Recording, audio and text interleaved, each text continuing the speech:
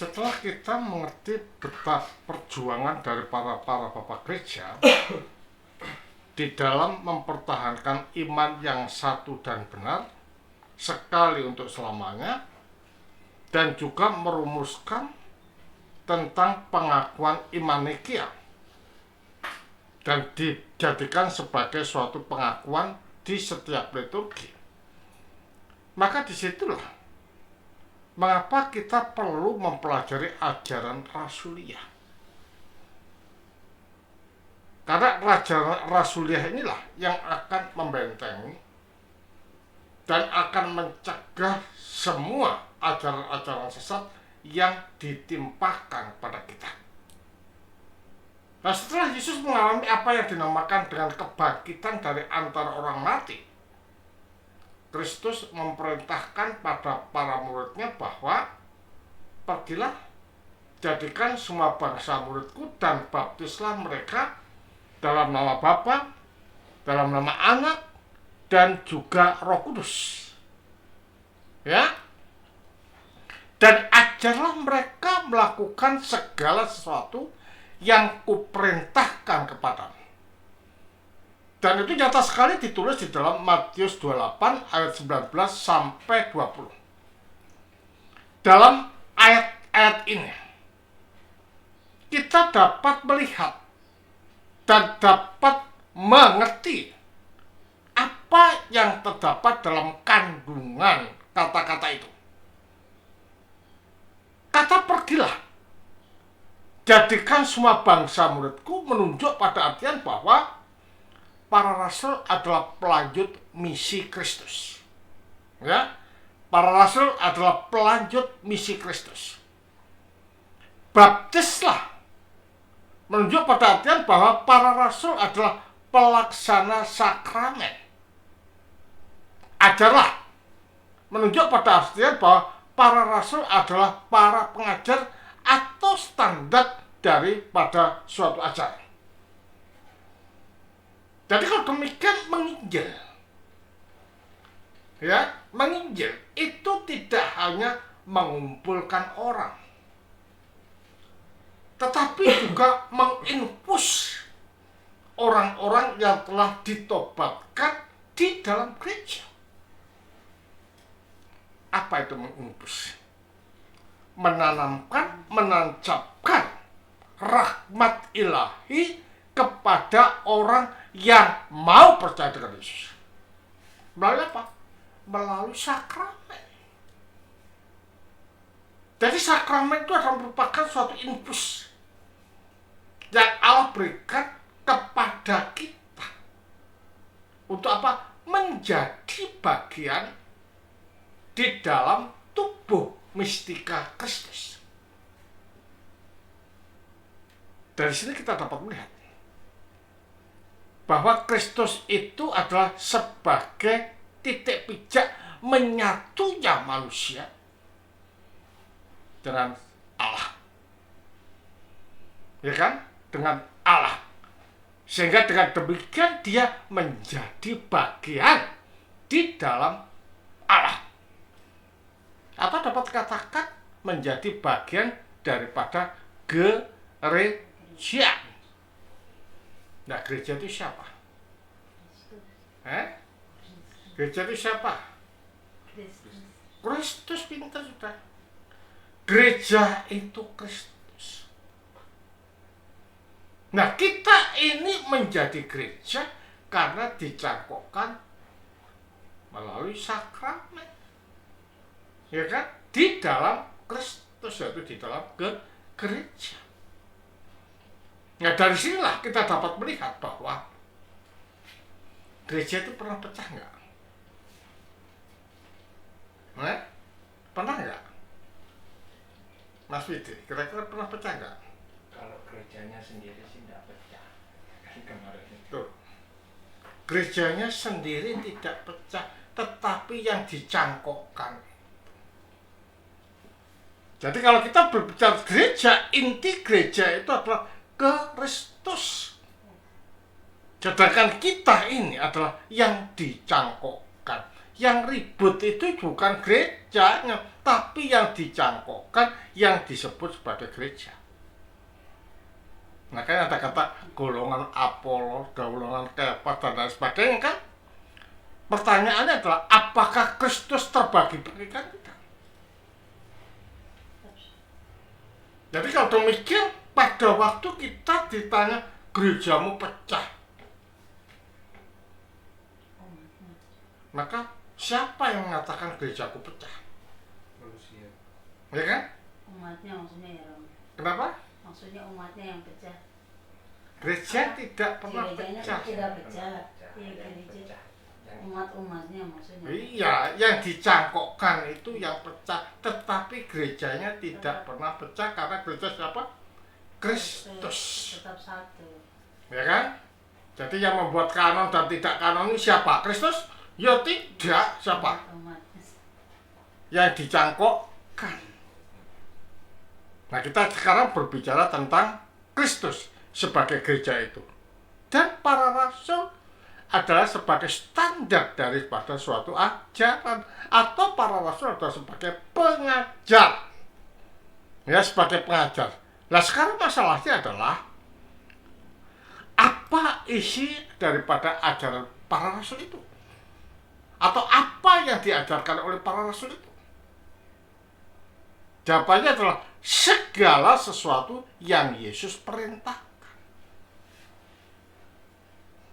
Berarti kalau demikian, ajaran-ajaran yang disampaikan oleh para rasul adalah segala sesuatu yang diajarkan oleh Kristus.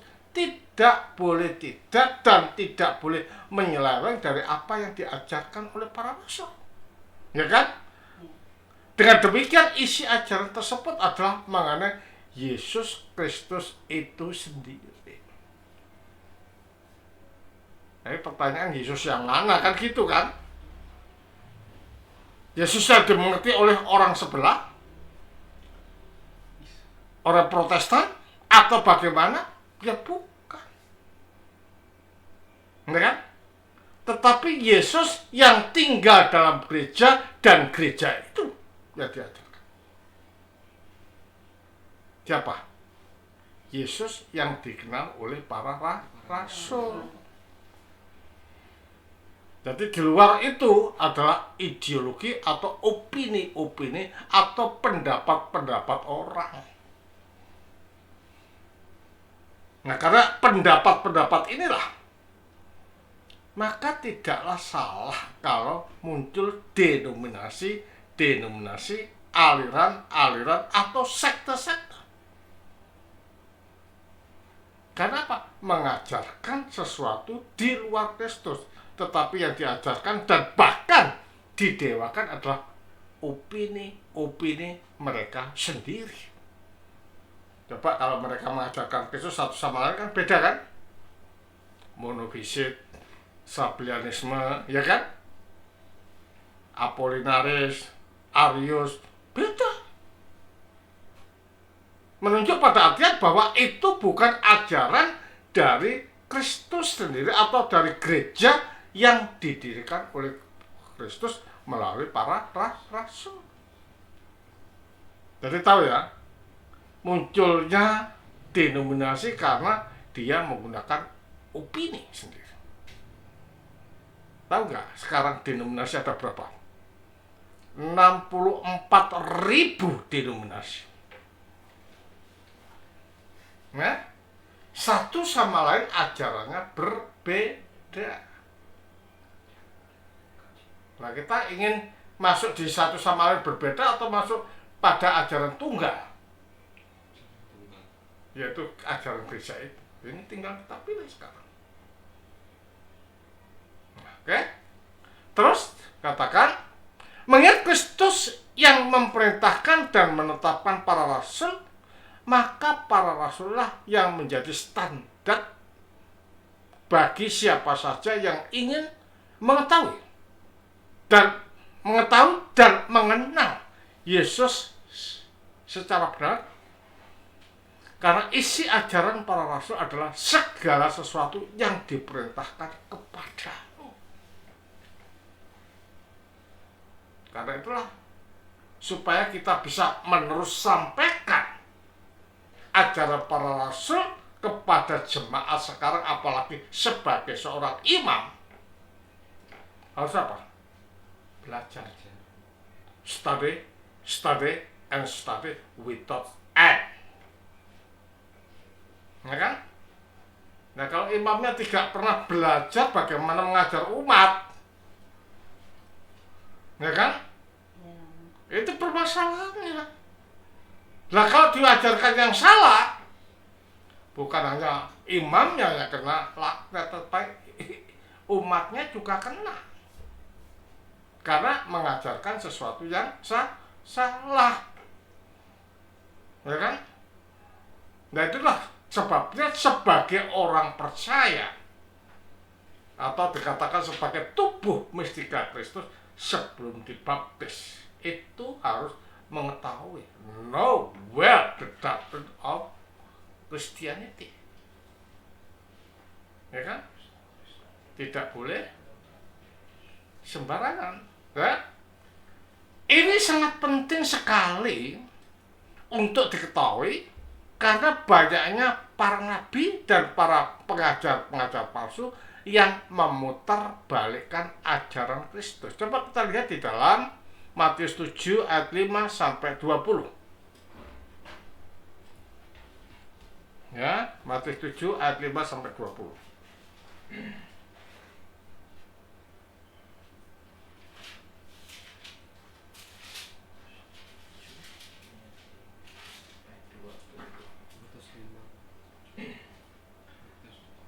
Matius 7 ayat 5 sampai 20. Ya, Hai orang 15 sampai 20. 15 sampai 20. Ya. 15 sampai 20. Waspadalah terhadap nabi-nabi palsu Waspadalah terhadap nabi-nabi palsu. Terus yang datang kepadamu dengan menyamar seperti domba, tetapi sesungguhnya mereka adalah serigala yang buas. Dari buahnya lah kamu akan mengenai mereka. Dapatkah orang memetik buah anggur dari semak duri atau buah ara dari rumput duri? Demikianlah setiap pohon yang baik menghasilkan buah yang baik, sedang pohon yang tidak baik menghasilkan buah yang tidak baik. Tidak mungkin pohon yang baik itu menghasilkan buah yang tidak baik, ataupun pohon yang tidak baik itu menghasilkan buah yang baik. Dan setiap pohon yang tidak menghasilkan buah yang baik pasti ditebang dan dibuang ke dalam api. Jadi dari buahnya lah kamu akan mengenal mereka. jadi akan muncul nabi-nabi atau pengajar palsu. Tapi bagaimana caranya kita mengerti bahwa itu ajaran palsu? Dari buahnya, dari perkataannya, dari cara berpikirnya, dan kepayasan atau kesuciannya atau kesalehan dari pengajar itu. Jadi kalau demikian kita diajar untuk peka. Bahkan mereka itu juga mengatasnamakan Kristus sendiri dan mengatasnamakan bahwa ajaran itu ajaran dari mereka sebagai ajaran Kristus. Seperti halnya dikatakan di dalam Matius 24 ayat 24.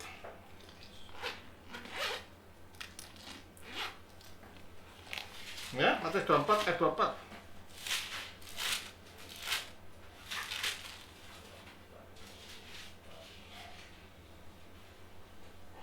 Matius 24 ayat 24. Sebab Mesias-Mesias palsu dan nabi-nabi palsu akan muncul, dan mereka akan mengadakan tanda-tanda yang dahsyat dan mukjizat-mukjizat, sehingga sekiranya mungkin mereka menyesatkan orang-orang pilihan juga. Coba, nabi-nabi palsu itu akan mengadakan mukjizat, tanda-tanda ajaib, bahkan sekiranya dia akan menyesatkan gereja atau orang-orang pilihan. Karena itu kita jangan pernah percaya dengan wah di sana ada mukjizat, ada penyembuhan dan lain sebagainya. Karena setan pun juga bisa melakukan hal yang sama, ya kan? Bisa. Nah, bagaimana caranya bahwa seorang yang melakukan mujizat itu betul-betul dari Allah? Ya dari sikapnya, dari kata-katanya, dari tindakannya, dari ajarannya. Nah, biasanya mereka ini adalah sombong, ya kan? Karena kalau sudah mengatakan di sana dan tidak saya melakukan, sombong itu siapa? Setan. Berarti kalau demikian itu bukan dari Allah. Hati-hati. Juga dikatakan di dalam 1 Yohanes 2 ayat 18 dan 19.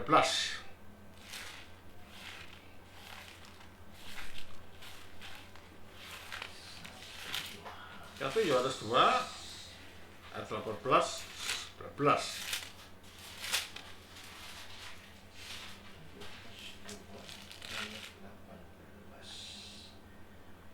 Anak-anakku, waktu ini adalah waktu yang terakhir, dan seperti yang telah kamu dengar dengan orang antikristus akan datang. Sekarang telah bangkit banyak antikristus. Antikristus itulah tandanya bahwa waktu ini benar-benar ada waktu yang terakhir.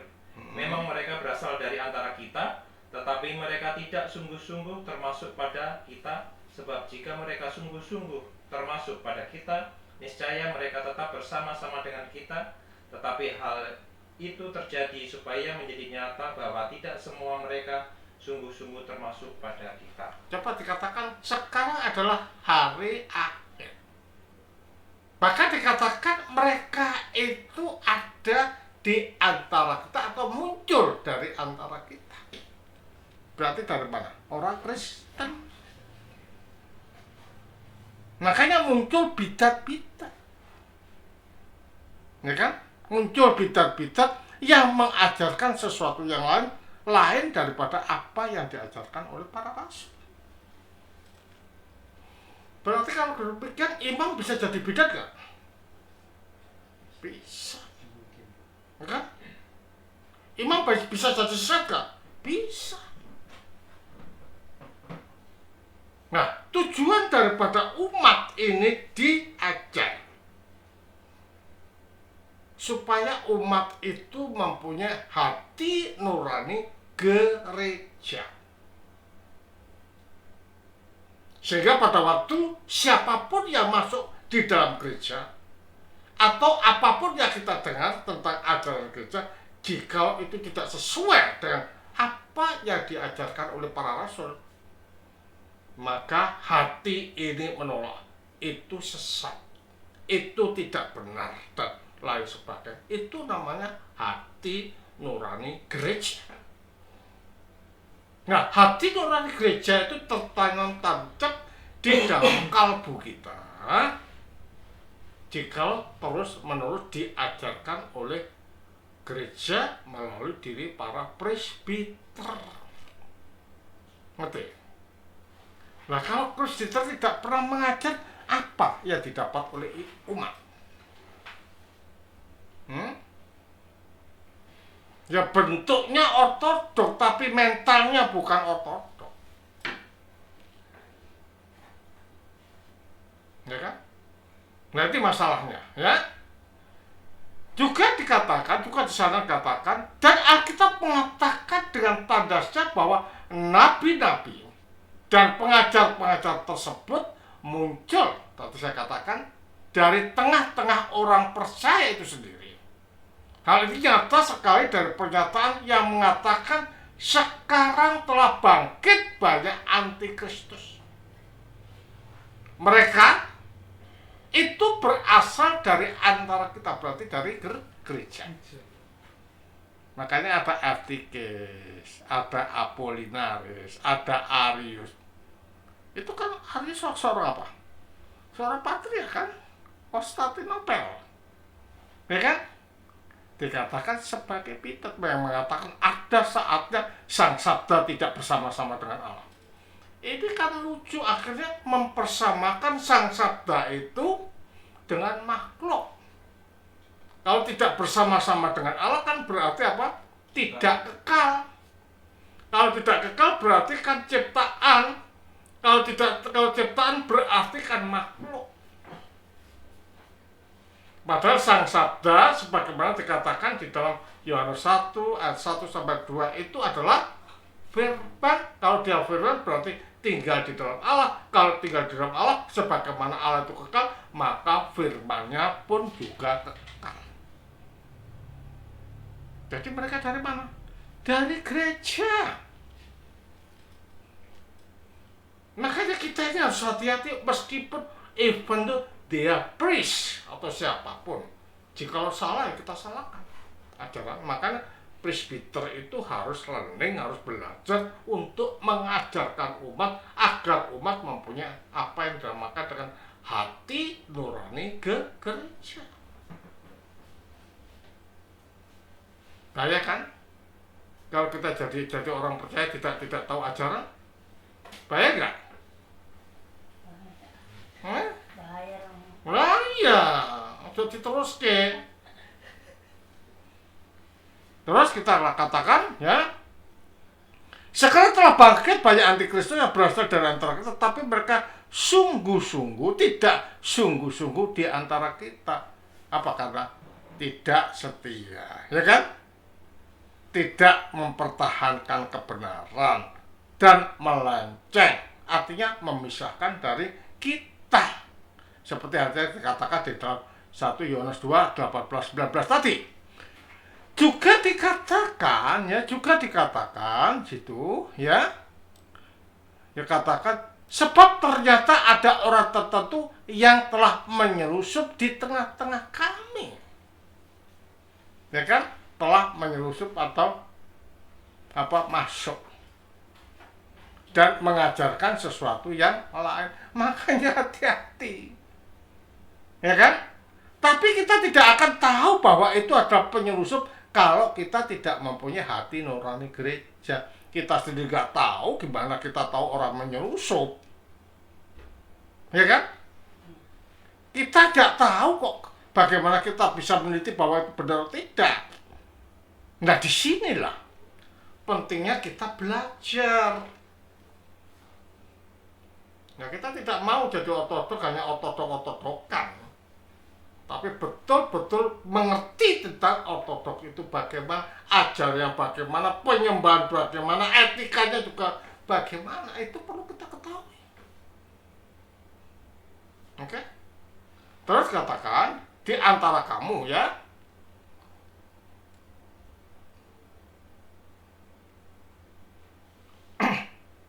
mereka adalah orang-orang fasik yang menyalahgunakan kasih karunia Allah. Kita lihat di dalam Yudas 1:4. Yudas 1:4. Baca. Yudas 1:4, sebab ternyata ada orang tertentu yang telah masuk menelusup di tengah-tengah kamu, yaitu orang-orang yang telah lama ditentukan untuk dihukum.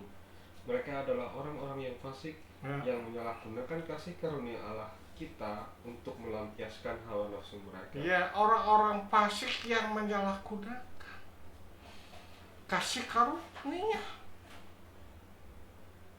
Berarti apa? Kita harus tahu. Ya kan? Bagaimana kita tahu? Kita harus belajar. Berarti kalau demikian orang Kristen itu boleh nggak tidak belajar imannya? Tidak boleh. Berarti permasalahannya. Ya, tidak boleh. Serta sebagaimana nabi-nabi palsu dahulu tampil di tengah-tengah umat Allah, demikian pula di antara kamu akan ada guru-guru palsu. Mereka akan memasukkan pengajaran-pengajaran sesat yang membinasakan. 2 Petrus 2 ayat 1.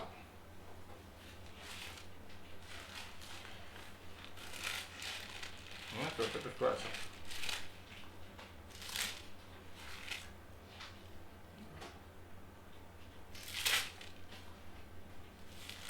Baca.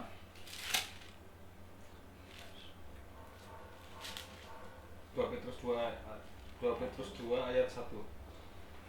Sebagaimana nabi-nabi palsu dahulu tampil di tengah-tengah umat Allah, demikian pula di antara kamu akan ada guru-guru palsu.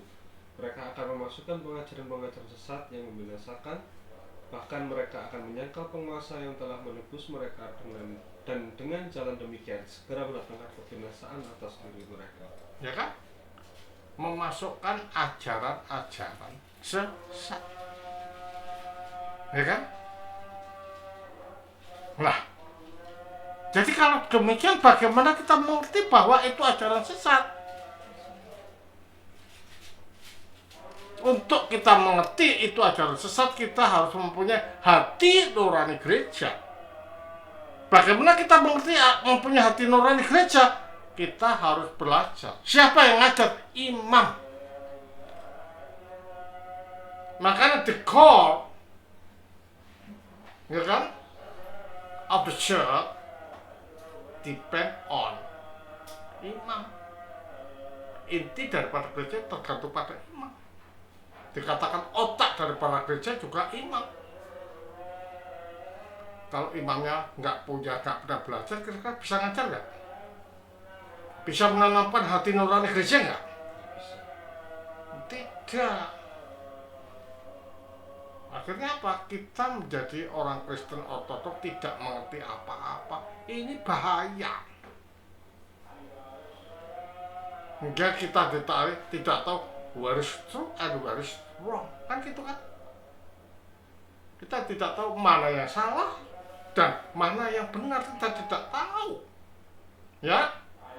Jika peringatan ini diberikan oleh para rasul ketika mereka masih hidup, apalagi sekarang dengan membanjirnya ajaran-ajaran dan dengan banyaknya rupa-rupa pengajaran seperti halnya di dalam Efesus 4 ayat 4, lebih diperlukan lagi umat percaya untuk kembali pada ajaran para rasul.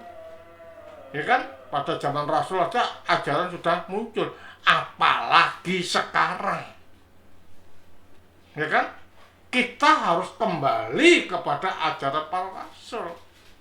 Makanya kalau kita ada suatu ajaran, kita mencoba mau disesatkan, lalu kita ini harus searching, ya kan? Kita tidak mau itu yang mengajarkan presbiter nggak tahu apa-apa ya.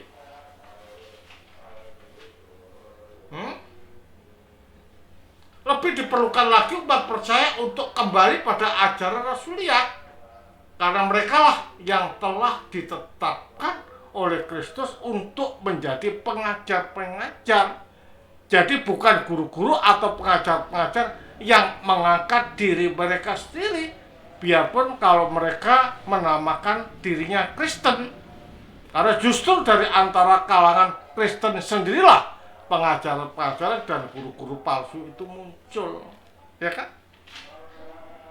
Jadi munculnya dari apa? Dari orang Kristen sendiri. Nah kalau kita tidak belajar, ketika kita dipelencongkan, ya mengikuti aja, ya kan? Oh katanya Romo seperti itu, saya ngikuti. Lah Romonya nggak belajar dan Romonya tidak pernah tahu ajaran, tuh dikemanakan kita, ya kan? Nanti permasalahannya.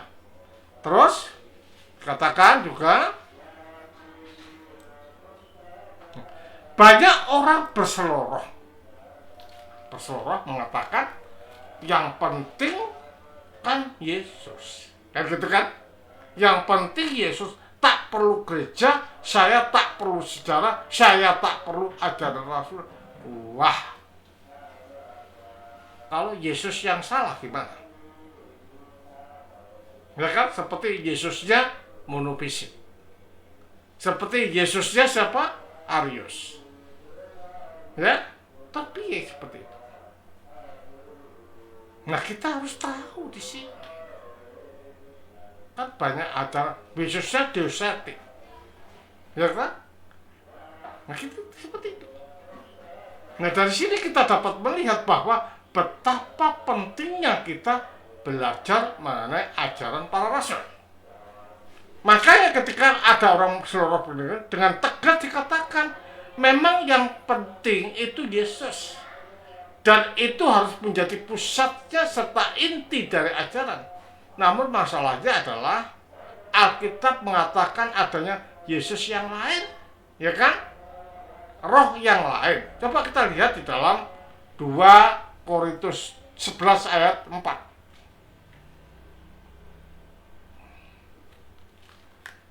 Nah,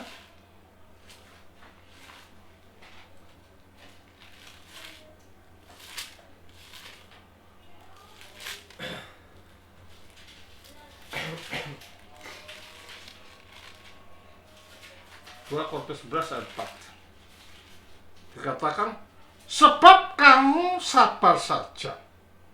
Jika ada seorang datang memberitakan Yesus yang lain daripada yang telah kami beritakan, atau memberikan kepada kamu roh yang lain daripada yang telah kamu terima, atau Injil yang lain daripada yang kamu telah terima, ya kan? Sabar. Nah, bagaimana kita mengerti itu Injil yang lain? Ya tadi, hati nurani gereja itu harus dibangkitkan. Nah, bagaimana hati nurani gereja terbangkitkan? Ya melalui ajaran yang diajarkan oleh imam, yaitu ajaran para rasul. Jadi kalau demikian dari sini, imam boleh nggak tidak belajar? Tidak boleh. Ya, imam harus belajar dan bisa mengajar umatnya. Galatia 1 ayat 8 dan 9, coba dikatakan sana. Ya, terkutuklah, ya kan, orang yang mengajarkan sesuatu yang lain daripada yang aku ajarkan. Coba dilihat Galatia 1 ayat 8 dan 9.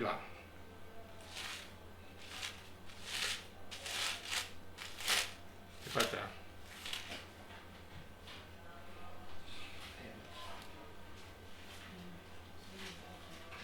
Coba saya baca. Tetapi sekalipun kami itu siapa? Para rasul, ya. Itu kami, ya, atau seorang malaikat dan seorang yang memberitakan kepada kamu suatu Injil yang berbeda dengan Injil yang kami beritakan, atau Paulus juga kepadamu, terkutuklah dia. Jadi yang mengajar dikutuk nggak kalau ngajarkannya sesat? Dikutuk. Ya, dikutuk. Terus katakan, seperti yang telah kukatakan dahulu, sekarang kukatakan sekali lagi, jikalau ada orang yang memberitakan kepadamu suatu Injil yang berbeda dengan apa yang telah kamu terima, terkutuklah dia sampai 2 kali. Ya kan? Betapa dahsyatnya kutukan yang diberikan Allah terhadap orang yang mengajarkan Injil yang lain, ajaran yang lain. Ya. Jadi kalau demikian, hati-hati kita. Jadi orang ortodoks betul-betul harus belajar, tidak boleh patok bangkrong. Pokoknya ortodoks. Berarti kalau salah piye?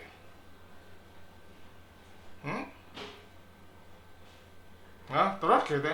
Bagaimana jika Yesus yang dimengerti dari para pengajar tersebut ternyata Yesus lain?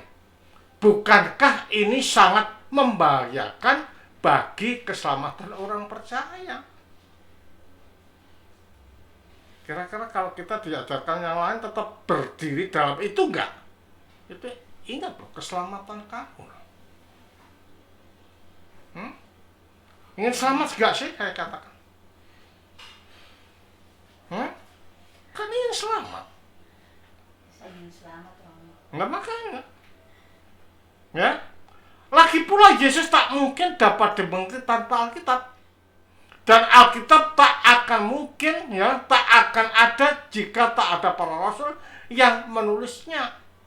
Dan Alkitab, terutama PB, tak akan terbentuk sebagai kanon jika tak ada gereja sebagai alat Allah untuk mengkanonkannya. Ya kan? Jadi kalau bicara kanon, ngerti nggak kanon itu? Ngerti nggak kanon itu? Ya harus belajar. Untuk mau berapa ini nggak kanonik, ini kanonik itu apa itu? Harus ngerti itu. Ya. Terus katakan, dengan demikian jelas bahwa orang percaya tidak tergantung, ya. Dengan demikian orang percaya tetap tergantung pada para rasul. Sebab baik tulisan-tulisan dalam Alkitab maupun gereja atau gereja rasul itu semua berasal dari karya rasul oleh bimbingan Roh Kudus. Ya kan? Kitab-kitab itu adalah karya para rasul, ya. Nyata ada suatu kebodohan dan ketidakterdidikan atau bahkan kecongkaan dan kepongan saja mengatakan bahwa orang percaya tidak perlu para rasul.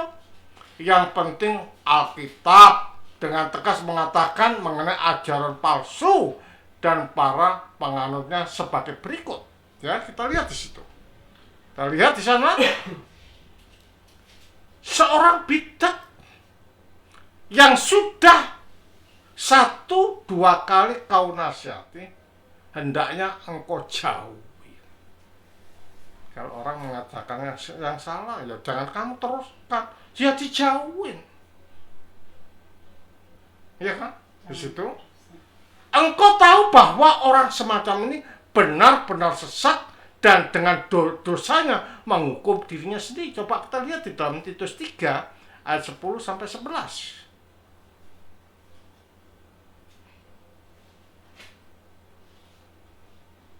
Ya? Coba dibaca situ. Titus 3 Ayat 10 sampai 11. Ya.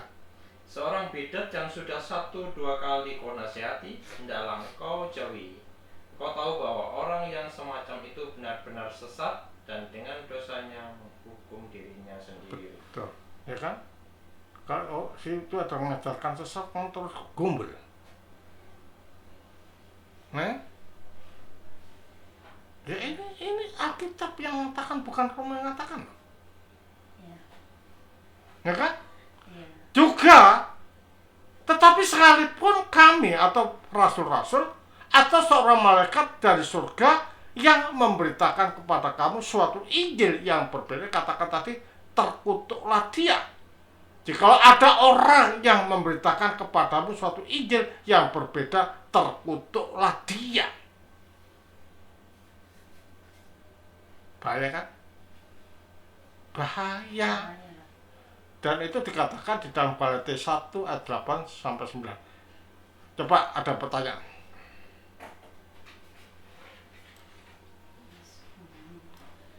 Ayo, tanya apa?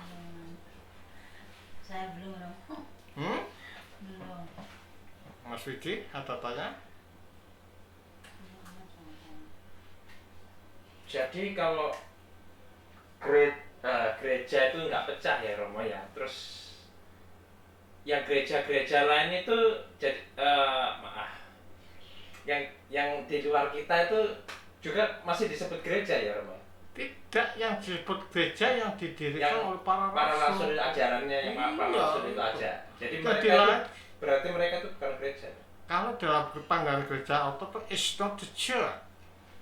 Hanya wacana tentang gereja, tapi bukan gereja itu sendiri. Seperti Protestan begitu. Ngerti? Walaupun mereka menyebut Yesus, tapi Yesus yang mana? Kan gitu kan? Ngerti? Nah, kita tidak pernah mengatakan bahwa mereka adalah gereja, tapi wacana tentang gereja. Gereja itu adalah yang mempunyai Kristus sebagai kepala, dan gereja yang mempunyai sejarah dan para rasul ada di dalamnya. Ngerti? Ada lagi? Jelas? Ya. Tentang Magnetik. tanda-tanda mujizat ya. Ya, Bang. Tentang tanda-tanda mujizat tadi yang di awal tadi, banyak hal-hal seperti itu yang dimunculkan Mm-mm. oleh Dalam gereja. Iya. Yang Karena- menutup itu. Nah, ya bagaimana begini, sekalipun banyak tentangan begitu ya, dalil yang diajukan oleh mereka adalah kisah tentang 70 murid yang mengadakan mujizat seperti dalam Alkitab. Nah, bahwa karunia yang sama juga diterima oleh orang-orang itu gitu. Sehingga kemudian mengadakan mujizat-mujizat kesembuhan dalam bahkan skalanya sangat besar gitu. Coba dibaca Matius 7 ayat 22.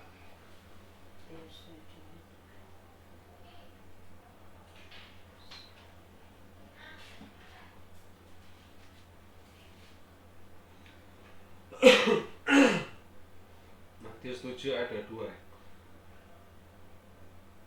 Pada hari terakhir banyak orang akan berseru kepadaku, Tuhan, Tuhan, bukankah kami bernubuat demi namamu dan mengusir setan demi namamu dan mengadakan banyak mujizat demi namamu juga? Terus? Pada waktu itulah aku akan berterus terang kepada mereka dan berkata, aku tidak pernah mengenal kamu, nyala daripadaku, kamu sekalian membuat kejahatan. Terus? Setiap orang yang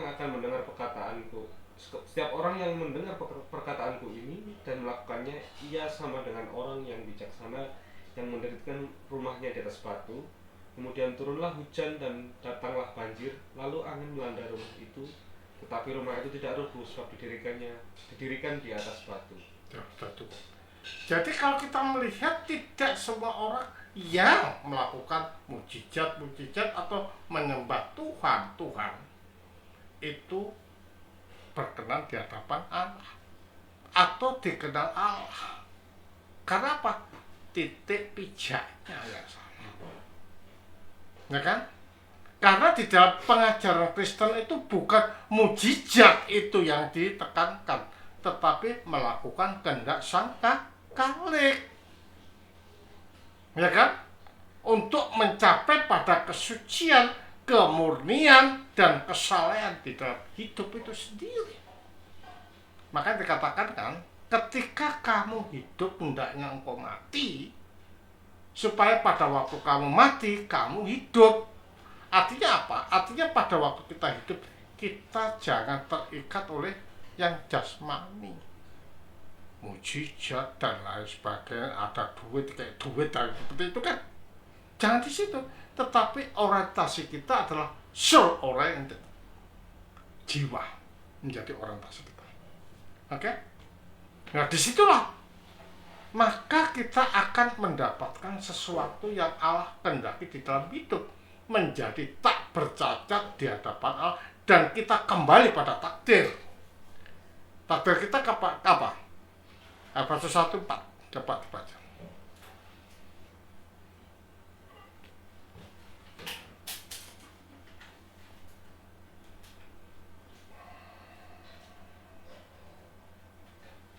Efesus 1:4. Efesus 1 ayat 4, sebab di dalam Dia Allah telah memilih kita sebelum dunia dijadikan supaya kita kudus dan tak bercacat di hadapan-Nya. Itu takdir kita.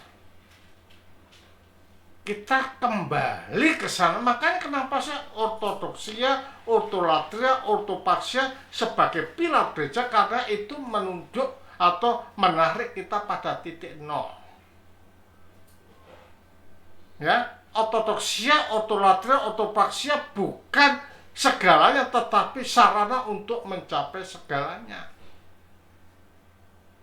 Artinya sebagai alat dasar, sebagai guideline, kita dituntun kepada kesucian atau kembali kepada fitrah. Makanya di dalam perjanjian lama kan katakan, kuduslah Allah, kuduskan dirimu, sebab Allah itu kudus. Artinya apa? Kita diingatkan untuk kembali kepada fitrah, yaitu fitrah kita pada waktu diciptakan oleh Allah sebagai yang tak bercacat di hadapan-Nya. Itu sebabnya kita dikatakan sebagai gambar Allah tadi. Oke? Ada lagi. Jadi bukan pada mujizat, tetapi melakukan kehendak Allah dan menuju pada kesucian. Ada lagi? Udah jelas? Belum. Ya, sudah jelas. Sudah, cukup. Oke? Kita teruskan.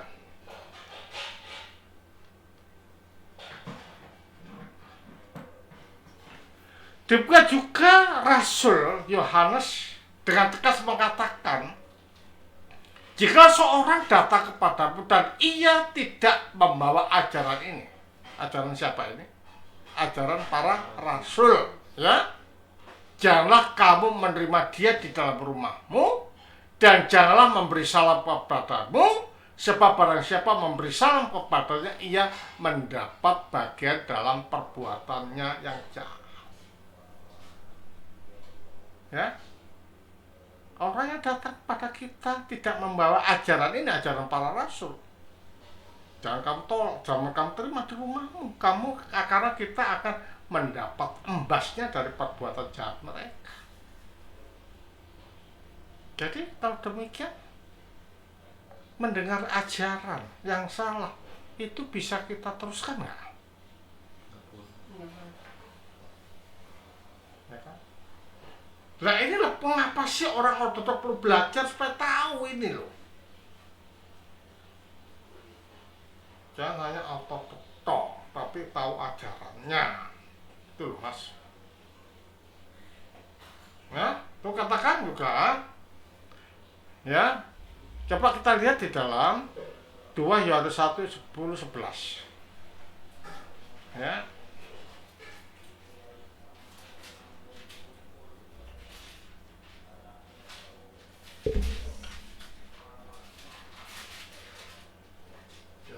Dua Yohanes 1, 10, 11. Ya.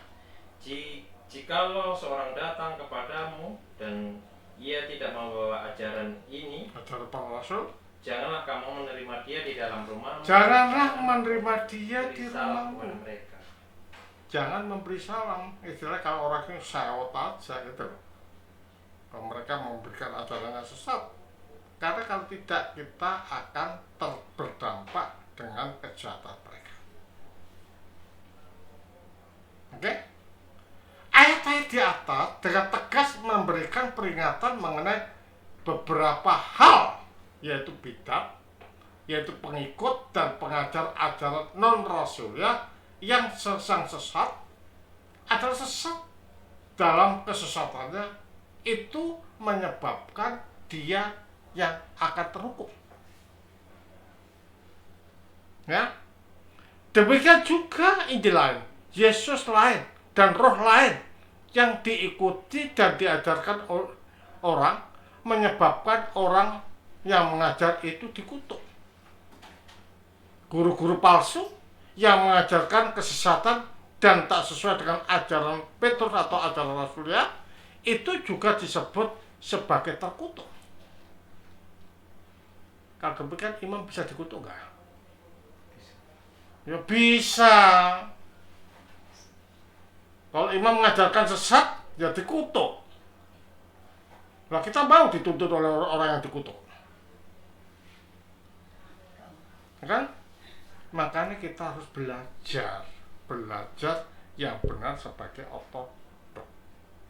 Dan semua imam ortodoks memang harusnya belajar supaya dapat mengajar umatnya dengan baik. Oke? Terus dalam surat Jana Suci Yohanes tadi disebutkan bahwa orang yang tidak membawa ajaran ini, yaitu ajaran para rasul, ya, dilarang untuk menerima di rumahnya dan bahkan memberi salam kepada orang semacam itu. Sang Rasul Yohanes menegaskan bahwa apa yang dilakukan oleh pengajar sesat itu merupakan perbuatan jahat. Ya kan? Perbuatan jahat, karena hal itu menyebabkan kebinasaan kekal. Ya kita ikut binasa loh. Ya kan? Kita ikut binasa kalau kita mengikuti orang yang mengajarkan sesat. Ngerti? Hah? Terus katakan ya, disinilah perlunya orang Kristen merenung sejenak akan sikapnya yang selalu tak peduli akan kebenaran ajaran rasulia ini. Karena kutuk, hukuman, kesesatan, dan kejahatanlah yang akan orang percaya terima jikalau salah dalam meyakini ajaran Kristus. Jadi bahaya. Bahaya kalau kita menjadi orang Kristen tetapi kita tidak mengerti ajaran daripada Kristen atau otoritas. Ya. Terus katakan ya. Jadi tidak cukup hanya mengatakan pokoknya Yesus. Dapat dikatakan tidak cukup hanya mengatakan pokoknya ortodoknya, tidak cukup. Tetapi harus belajar. Harus dikasihkan Yesus yang bagaimana, kalau katakan pokoknya terus Yesus yang bagaimana? Yang rasulia atau bukan? Jadi ajaran rasulia bukan hanya ajaran semata, namun itu harus diimplementasikan ya, atau dikatakan bahwa itu adalah segenap rasul yang secara serentak dan bersama-sama yang satu isinya dan satu kebenarannya, ajarannya tadi. Ya, terus katakan. Dan kepada ajaran yang satu dan yang lain dari para rasul inilah orang percaya harus kembali berpegang. Sebab hanya itulah satu-satunya ajaran Kristus yang menjamin orang percaya tidak terkutuk. Inilah tanggung jawab dari seorang imam. Belajar untuk mengajarkan sesuatu yang benar kepada umatnya, supaya umatnya tidak dikutuk dan terpisah dari Allah, dengan demikian akan terselamatkan. Akan terselamatkan. Terus dikatakan, tak terhukum dan tak berbuat kejahatan. Jadi standar dan ukuran ajaran itu benar atau tidak bukan terletak pada pendapatku atau tafsiranku lawan pendapatmu atau tafsiranku, bukan pula karena dikutip dari ayat-ayat Alkitab, tidak, dan dipenggal-penggal dari sana dan sini, namun seluruh kepenuhan kebenaran rasulia itulah yang perlu dipegang teguh di dalam kehidupan kita. Jadi kalau demikian, mendengar ajaran rasulia dan kembali kepada ajaran rasulia itu sangat penting di dalam kehidupan kita. Ada tanya? Monggo. Tunggu kita kembali ke sana. Ya. Ini sedikit Romo, saya agak bingung ini. Ini yang 2 Korintus 11 ayat 4 kan mengajarkan kita sabar. Ya, terus untuk menerima orang yang, terus sedangkan yang di 2 Yohanes 1 10-11 ini kok menolak. Artinya kita sabar, kita tidak menunjukkan langsung serta-merta seperti itu. Sabar untuk didengar. Tetapi setelah itu ya kita tolak, jangan dimasukkan. Kan biasanya orang datang kan memaparkan gitu kan, Ya. dilihat aja. Tapi ternyata kalau itu ajaran yang benar, jangan diberi waktu dan tempat di rumahmu.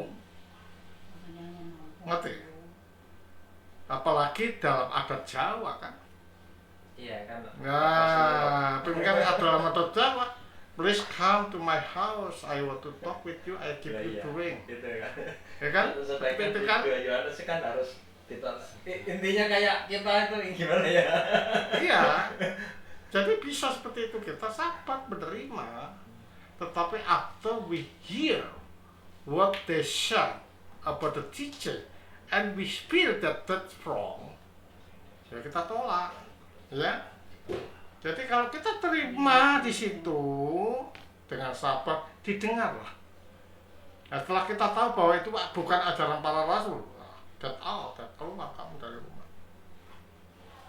Itu pernah terjadi, mau ini sharing sedikit Ya, kesaksian mau dulu, tapi zaman waktu saya masih kecil, masih tahun 2000-an awal itu Ya. karena sering sekali didatangi, nggak tahu ya kalau sekarang itu dulu Stasiun Jawa, ya. betul sekali. Jadi sampai dulu ibu saya itu sampai bilang, Mas kalau ada tante dua itu bilang ibu nggak ada di rumah. Gitu, kira-kira begitu. Tapi artinya kan kurang lebih seperti itu. Jadi tidak memberikan ruang dan tempat untuk apa? Untuk berdiskusi, untuk datang ke rumah seperti itu. Apa kurang lebih seperti itu ya. Tapi sebenarnya kalau kita tahu ajaran, hati nurani gereja menerima seperti itu senang saya. Kita injilin, loh ajaranmu salah kok. Nah itu kalau sudah kuat Nah. untuk kita mungkin. Nah, ajaranmu salah kok. Nah, makanya di sini perlu imam itu mengajar umatnya sehingga umat itu bisa menanggapi dan tidak ada rasa takut. Nah, banyak kita tuh takut berhadapan dengan agama-agama lain karena kita tidak mampu untuk menjelaskan. Tidak menguasai. Iya. Betul nggak? Betul. Karena kita tidak mampu. Lah imamnya tidak mampu, bagaimana kita bisa mampu? Makanya imam harus belajar untuk mengajar umat sehingga umat bisa beradaptasi kepada siapapun juga tanpa ada rasa minder. Oke? Berarti kalau demikian imam boleh nggak belajar nggak? Nggak Harus- boleh. Harus belajar. Nggak boleh.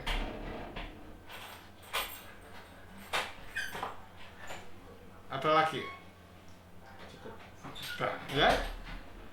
Dengan demikian jelas bahwa Alkitab menegaskan tentang standar atau ukuran menyimpang tidaknya suatu ajaran itu demikian. Ya. Tetapi aku takut. Ya, kalau pikiran kamu disesatkan dari kesetiaanmu yang sejati pada Kristus. Sebab kamu sabar saja, dikatakan tadi kan? Sebab kamu sabar saja jika ada seorang datang memberitakan Yesus yang lain daripada yang telah kamu terima. Atau memberikan kepada roh lain daripada yang telah kamu terima dan Injil yang lain daripada yang kamu terima. Juga, tetapi sekalipun kami atau seorang malaikat dari seorang yang memberitakan kepada kamu suatu Injil yang berbeda dengan Injil yang kami beritakan kepadamu, terkutuklah dia. Seperti yang telah kami katakan dahulu, sekarang kukatakan sekali lagi, jika ada orang memberitakan kepadamu suatu Injil yang berbeda dengan apa yang kamu terima, terkutuklah dia. Jadi hari ini kita disuruh hati-hati. Dengan demikian ajaran para rasul itu harus kita pelajari yang lagi sebagai pondasi kita melangkah sebagai orang percaya atau orang tegak. Oke? Nah, sekarang kita menginjak pada kata dalam pengakuan iman Nikea, aku percaya. Ya, di sana dalam aku percaya pada satu Allah, ya kan? Sang Bapa yang Maha Kuasa. Nah, pengakuan iman Nikea yang diawali dengan kata aku itu untuk menunjukkan bahwa suatu pengakuan itu harus bersifat pribadi. Tidak boleh karena dorongan oleh orang lain. Tidak boleh karena itu kakaknya atau ibunya jadi orang percaya. Tidak. Tetapi itu adalah merupakan keputusan pribadi kita untuk memegang Kristus sebagai juru selamat kita. Mengapa tidak boleh tergantung pada orang lain? Kalau bukan keputusan pribadi, nanti kalau ada masalah mesti pergi. Ya kan? Kalau bukan masalah pribadi, karena dorongan dapat sembako, nanti kalau ada tidak diberi juga pergi.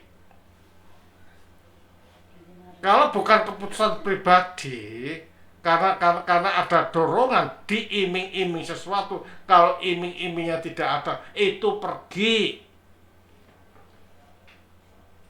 Ya? Jadi kalau demikian pengakuan aku percaya ini adalah merupakan keputusan pribadi dengan pemikiran yang jelimet dan akhirnya mengatakan aku percaya. Tujuannya apa? Dengan itu keputusan pribadi kita tidak takut dengan halangan, dengan rintangan, bahkan kematian pun tidak akan menjadikan kita kendor percaya kepada Kristus. Ya? Makanya kan banyak orang ortodok pergi karena sesuatu, bukan keputusan pribadi, benar gak? Pergi. Nah ini terjadi karena imam juga tidak mengajar. Ngerti? Katakan ya. Dan bukan dorongan orang lain, paksaan, tradisi orang tua, dan iming-iming orang lain. Ini membuktikan bahwa dalam menyatakan suatu keyakinan perlu dilandasi sadar diri dan tanggung jawab terhadap apa yang diyakini. Ya kan? Kalau kita sudah kan bertanggung jawab. Mempertanggungjawabkan imannya kalau kita ditanya orang lain. Bukan kalau ditanya, tak takon imamku dulu. Ya tidak seperti itu. Aku nggak ngerti ya. Loh, tuh ikut Kristus apalagi jadi otot nggak ngerti apa-apa. Loh, katakan otot bento nanti kita. Ya kan? Nah, kita jangan sampai ke sana, ya kan? Terus dikatakan juga dengan demikian free will, ya dikatakan free will atau kehendak bebas itu sangat diperlukan di dalam kehidupan kita. Sangat diperlukan dalam kehidupan kita.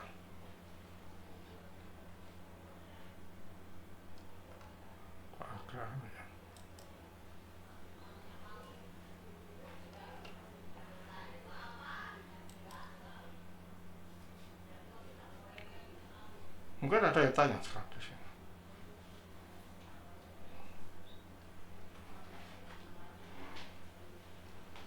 Ini ada mancing.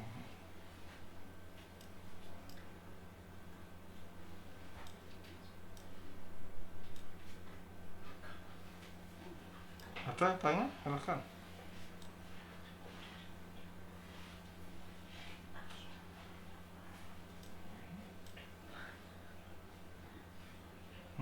Apa?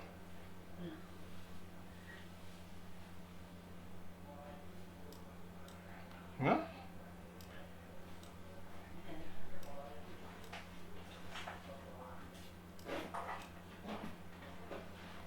Kita lihat, coba kita lihat di sana.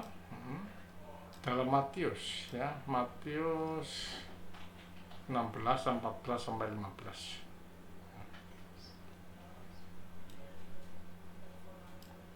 Ya. Pernyataan diri yang bersifat pribadi ini justru dikehendaki oleh Yesus Kristus itu sendiri. Hal ini nampak sekali dari pernyataan Yesus sendiri yang dilontarkan kepada muridnya, katanya, kata orang siapakah anak manusia itu? Ya, kata orang siapakah anak manusia itu? Jawab mereka, ada yang mengatakan, ya, lalu Yesus bertanya mereka, tetapi apa katamu? Dia tidak mengatakan, ada yang mengatakan engkau nabi, tapi apa katamu? Coba kita lihat di dalam Matius tadi, ya, dalam Matius 16 ayat 14 sampai 15. Matius 16 14 sampai 15. Jawab mereka, ada yang mengatakan Yohanes Pembaptis, ada juga yang mengatakan Elia, dan ada pula yang mengatakan Yeremia atau salah seorang dari para nabi. Ya. Lalu Yesus bertanya kepada mereka, tetapi apa katamu, siapakah aku ini? Ya. Maka jawab Simon Petrus, engkau adalah Mesias, anak Allah yang hidup. Ya kan? Jadi ini ada yang mengatakan Elia, ada yang mengatakan orang Pembaptis dan lain sebagainya. Tetapi apa katamu? Artinya bahwa Yesus ingin supaya jawaban itu muncul dari dalam orang itu sendiri. Bukan karena ini, karena itu, bukan, tetapi karena apa kata. Nah, keputusan pribadi inilah yang menjadikan orang bisa kuat, tahan di dalam mempertanggungjawabkan imannya. Maka dikatakan tadi, jawaban pribadi atas pertanyaan Yesus sangat menentukan akan mutu dan kualitas iman. Ya kan? Sangat punya kualitas iman. Jika secara sadar mengatakan aku percaya, maka apapun yang menimpa pada pribadi yang mengatakan demikian tidaklah goyah atau undur sedikit pun. Walaupun mau dibunuh, walaupun mau dicaci, tetap kuat. Nah, bagaimana kita kuat? Ya, caranya adalah kita belajar tentang iman itu, ya. Tentang iman itu. Terus katakan, ya, dan keyakinan yang kokoh tersebut merupakan komitmen terhadap apa yang diajar dan diyakini. Oke? Ada yang bertanya? Belum kita menginjak sudah 1 jam belum ini ya? Masih kuat ya? 1 jam lagi? Masih dong. Hah? Masih dengerin. Ya, udah. Dengerin. Gak boleh ya, Pak. Nanyanya nanti aja. Nah, kalau gitu. Denger aja. Sekarang kita percaya, ya, tapi aku itu akan merupakan keputusan pribadi. Percaya atau iman berarti mengaku dengan mulut dan membenarkan dengan hati yang sungguh-sungguh serta melakukan dengan perbuatan. Dan itu nyata sekali kalau kita melihat di dalam Roma 10 ayat 9 sampai 10. Dibanding dengan Yakobus 2 ayat 26. Ya, coba kita lihat di dalam Yakobus 2 ayat 26.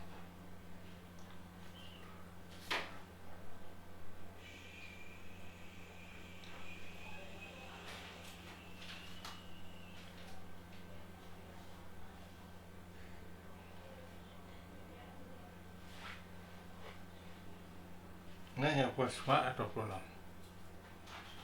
Yakobus 2 ayat 26, sebab seperti tubuh tanpa roh adalah mati, demikian jugalah iman tanpa perbuatan adalah mati. Berarti percaya itu harus diimplementasi dengan perbuatan. Perbuatan yang bagaimana? Perbuatan yang mengimplementasikan Allah. Ya kasih, ya kan? Ya suka memberi, ya peduli, ya ingin menolong orang dan lain sebagainya, itu harus terimplementasi dan diterjemahkan di dalam hidup.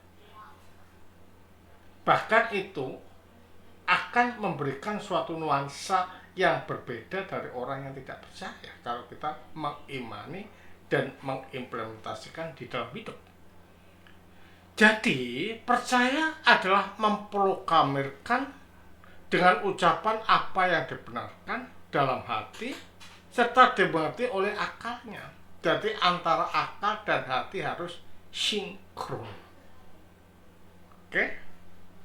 Antara hati dan harus sinkron. Akhirnya hal tersebut diwujudkan dalam satu tindakan mempercayakan diri terhadap apa yang dipercaya itu.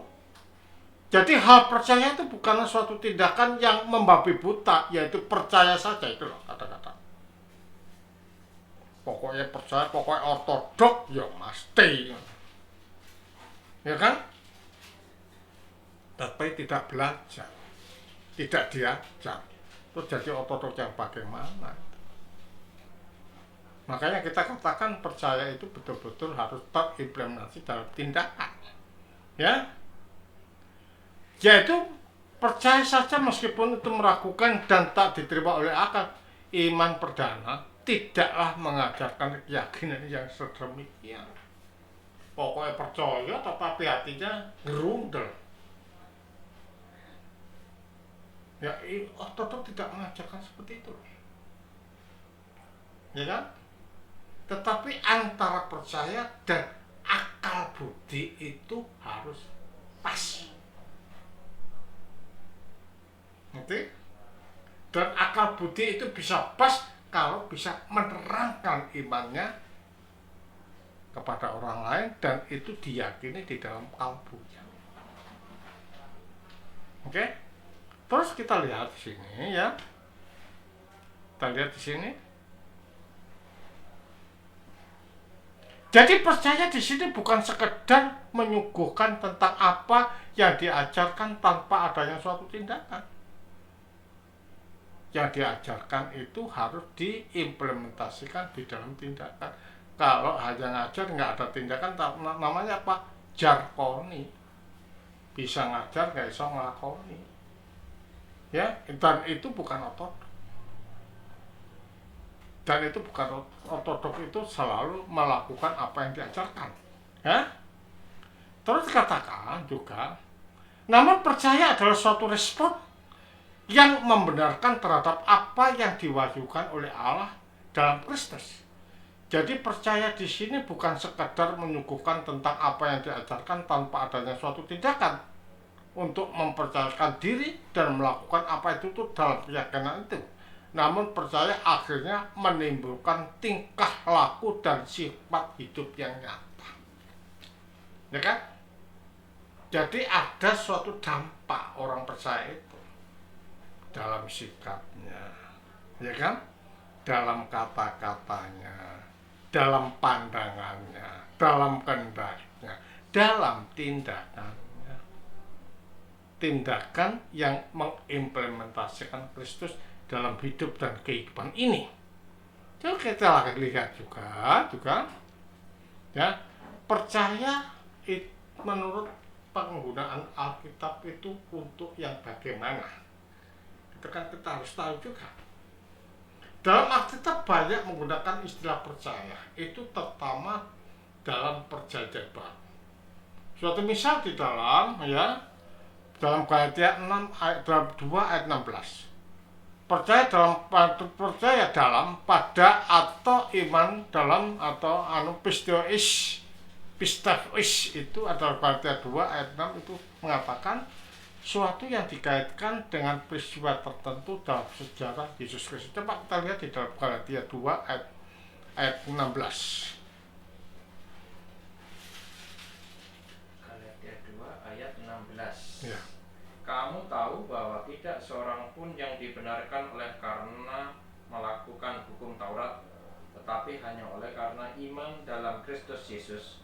Sebab itu, kami pun telah percaya kepada Kristus Yesus, supaya kami dibenarkan oleh karena iman dalam Kristus dan bukan oleh karena melakukan hukum Taurat. Sebab tidak ada seorang pun yang dibenarkan oleh karena mereka melakukan hukum Taurat. Jadi iman itu di sini terkait dengan siapa? Yesus Kristus, bukan pada Taurat, tapi Yesus Kristus. Maka dikatakan selalu dikaitkan dengan peristiwa tertentu dalam sejarah Yesus Kristus. Coba kita lihat di dalam Yohanes 1 ayat 12, ya, Yohanes 3 ayat 19.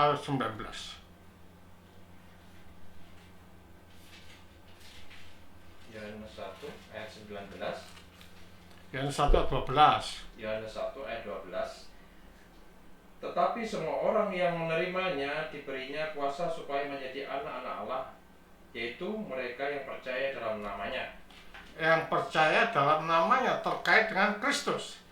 Yohanes 3 ayat 19. Yohanes 3 ayat 19. Dan inilah hukum itu, terang telah datang ke dalam dunia, tetapi manusia lebih menyukai kegelapan daripada terang, sebab perbuatan-perbuatan mereka jahat. Ya kan? Jadi kalau demikian selalu terkait. Makanya dikatakan di sini adalah dikatakan di sini adalah merupakan pernyataan tertentu tentang kristologi. Yohanes 3 20 31.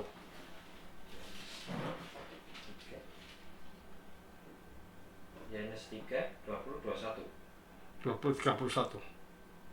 Sebab barang siapa berbuat jahat, membenci terang dan tidak datang kepada terang itu, supaya perbuatan-perbuatannya yang jahat itu tidak nampak, Tetapi barang siapa melakukan yang benar, ia datang kepada terang, supaya menjadi nyata bahwa perbuatan-perbuatannya dilakukan dalam Allah.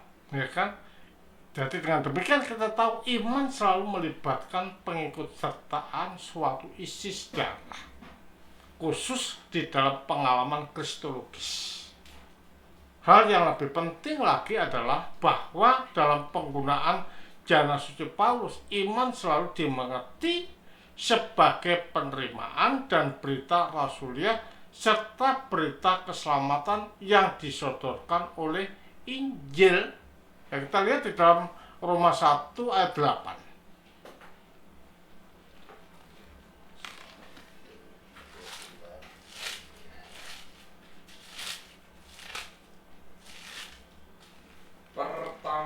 Pertama-tama aku mengucap syukur kepada Allahku oleh Yesus Kristus atas kamu sekalian, sebab telah tersiar kabar tentang imanmu di seluruh dunia.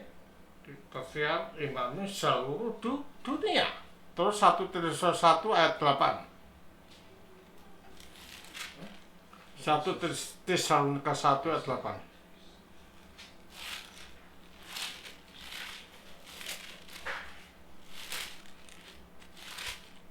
Karena dari antara kamu firman Tuhan bergema bukan hanya di ya benar.